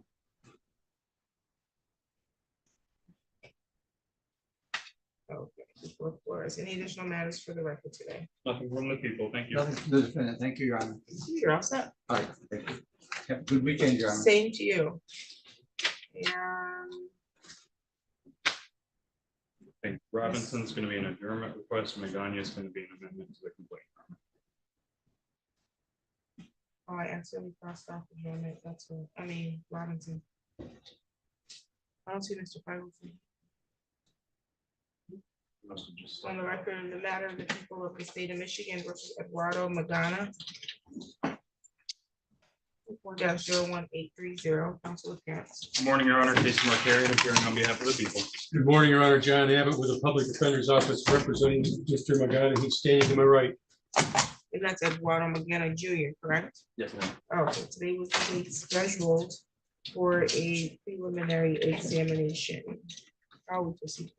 Your Honor, at this time, the necessary witness Veronica Magana has failed to appear. We are unable to proceed on the preliminary exam. However, I will be moving to amend the complaint to keep it as a misdemeanor, to amend count 1 to the attempt interfering with electronic communication, keeping count 2 the same. If I may make a record, Your Honor. Right. There is a extensive history between these two of domestic violence. A lot of cases have gotten nollied. A lot of cases have gotten dismissed. And a lot of the time, my suspicion is it's the defendant getting the victim to not show up to court. Your Honor is well aware of how we handle these types of cases and that we're able to proceed victimless on it. I anticipate there will be a 27B, a 27C motion on this one as well.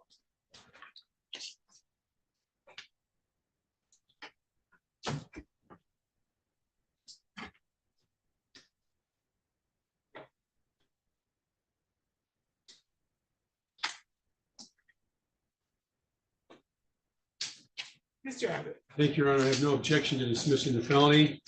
As far as witness interference goes, there's no evidence that I've seen. We will look forward to the opportunity to defend the case. Thank you. A motion to amend the complaint to an attempted interference. Is that what Yes, Your Honor. is granted? And we'll set this for a date on the misdemeanor docket, okay? Do you want a final pretrial or do you just want pretrial?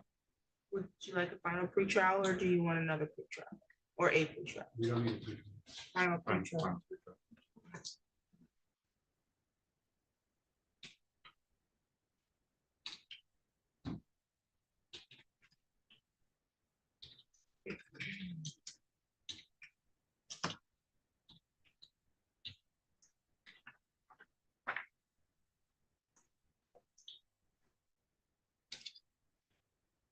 Final pretrial on October 15th. And jury October 22nd. Final pretrial is going to be October 15th, 8 a.m. in person at the court. Jury trial, October 22nd, 8 a.m. in person at the court. Any questions? Bond was set, 2,000 personal recognizance. There's a no contact order between you and Veronica Magana. Any additional matters for the record? Nothing from the people. Nothing from the defense. Thank you. We'll get you a notice to appear and you'll be all set.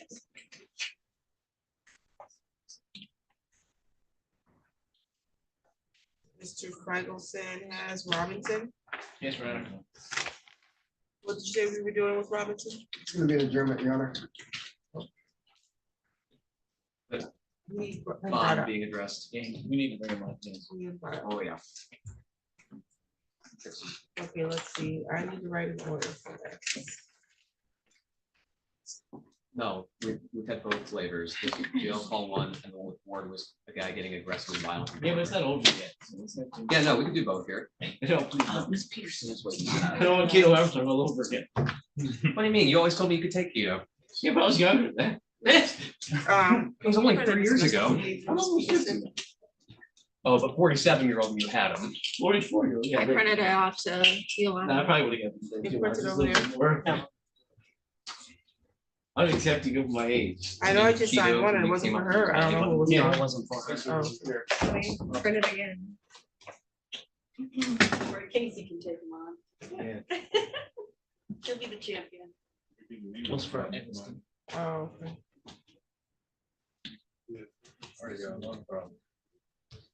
Little fashioned courtroom. Yes. I am shocked I'm not happy. Yeah, I went to one hour. Hey, I Terrence Thompson tried.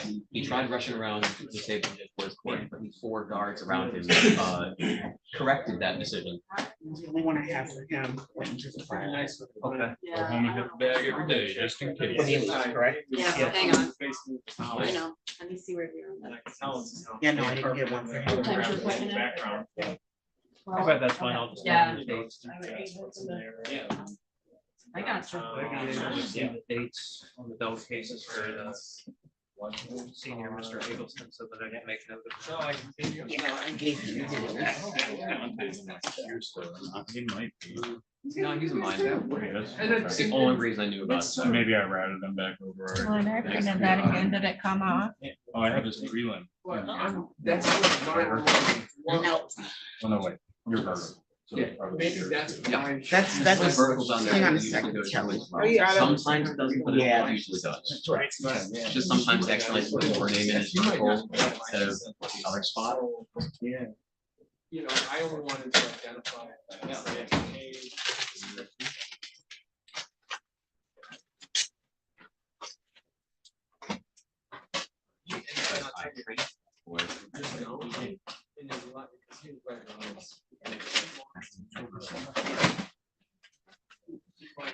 Show up and saying. Start screening them. It's not gonna run.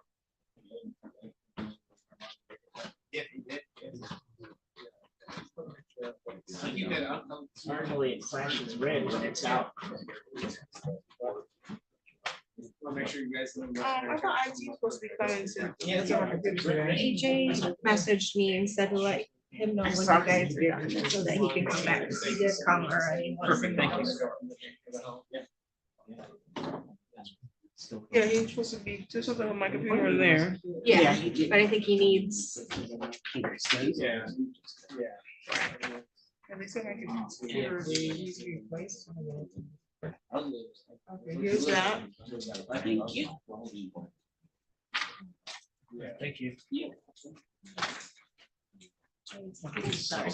Yeah, sorry. Trying to.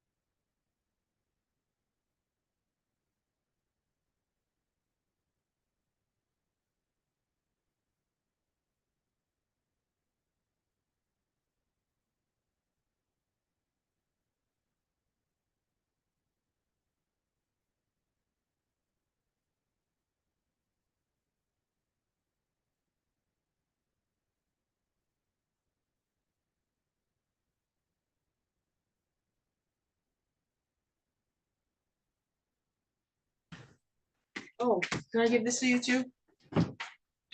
Or do we need to put this in, on this? Okay, we'll do it on this. Okay, and this is Robinson. Yes, Your Honor. Okay, on the record in the matter of the people of the state of Michigan versus Dante Robinson in 24-01641, appearance, please. Yes. Yes, good morning. Good morning, Your Honor. Assistant Prosecuting Attorney Adam Pfeiffer on behalf of the people.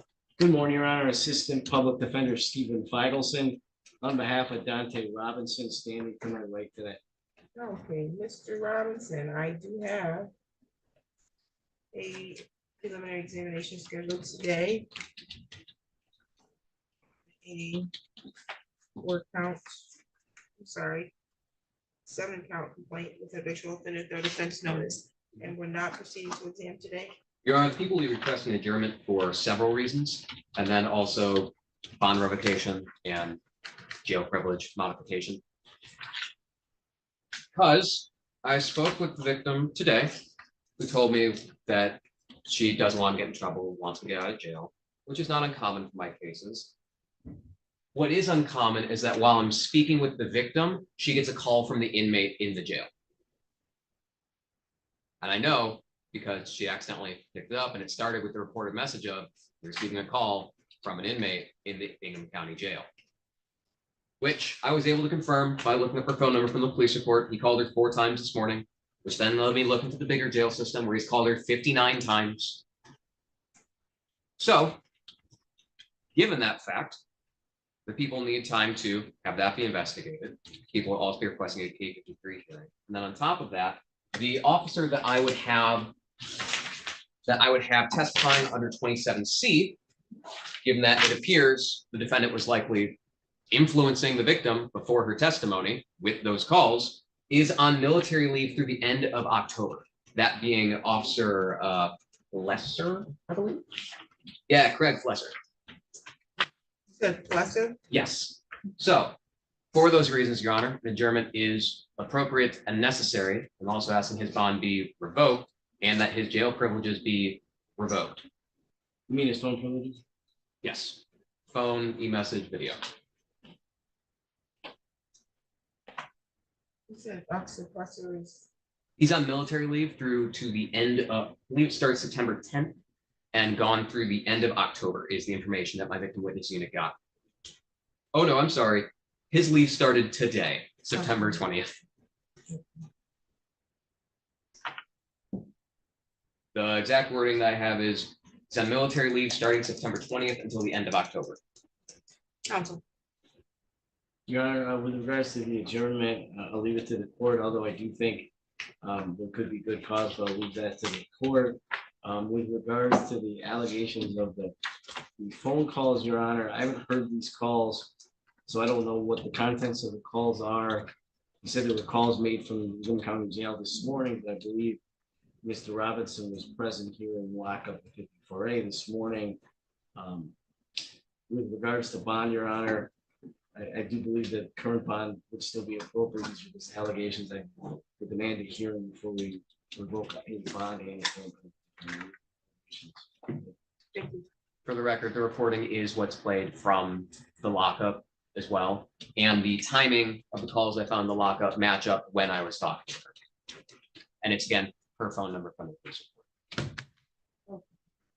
Okay, so again, these are serious allegations we have here. We got a 2nd-degree home invasion, a larceny, and aggravated stalking, firearms by a prohibited person, assault with a dangerous weapon, and felony firearm, and then there's an habitual offender third offense notice.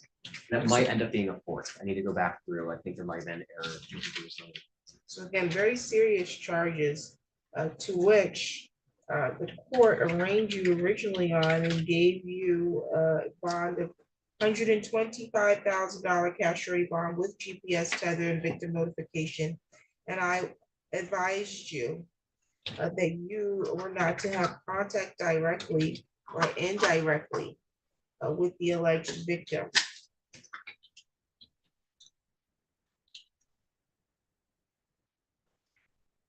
There's no allegations that there's been contact from the jail 59 times is the allegation. So that would be what we call bond violation. So we refer to them sometimes as PA 53s. Nonetheless, a bond violation is a contempt of court order because you would have been ordered not to make contact directly or indirectly. And so contempt of court is punishable if sustained or with a maximum penalty of 93 days and or up to $7,500 in fines per contempt. And so we'll enter a plea of not guilty on your behalf at this point as to any allegations of a bond violation, because your attorney is going to need to see or get some evidence or some discovery about what is being alleged to have occurred.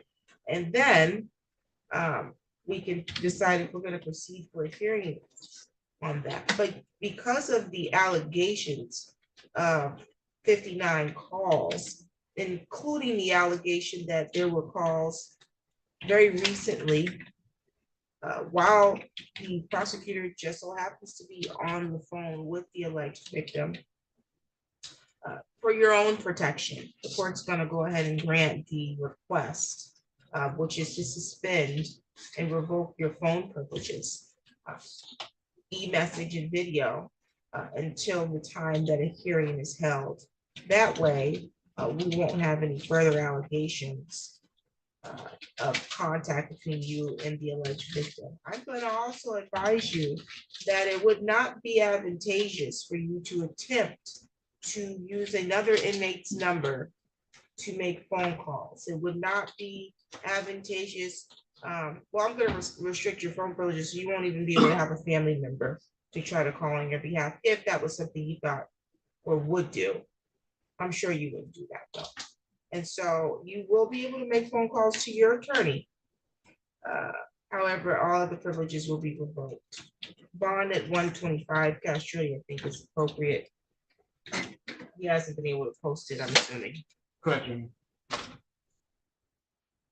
November 8th at 9:30 for both PA 53 and Freeland. So November 8th, right at 8:30. Yes, the court is going to find good cause to go beyond the 21-day timeline due to the officer being on a leave. So November 8th will be the next date for your exam.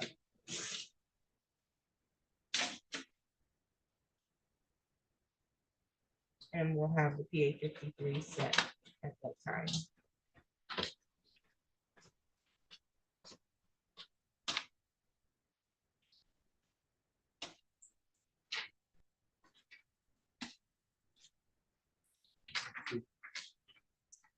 There are questions today. Do we need to address Mr. on Robinson? record your continued employment?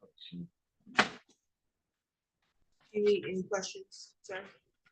Any additional matters? So just one, I know I heard something from Ms. Robinson, he was asking your staff about what it would take to get another attorney, so I'd like to ask Mr. Robinson what he wishes to do.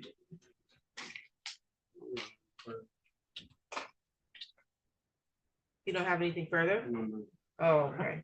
Okay, well, what it would take to get another attorney is probably you'd have to hire an attorney, because you don't get to pick attorneys out of the public defender's office. They'll appoint an attorney. And unless for some reason you can establish that this attorney is not giving you an effective assistance of counsel, they wouldn't assign you to anyone else. If you believe that to be the case, you can file a motion for that, okay? Do you have any questions? Any additional matters? No, Your Honor. People Nothing, be Your prepared. You're all set. Thank you, Your Honor. Thank you, Your Honor. Have a nice day. Same to you.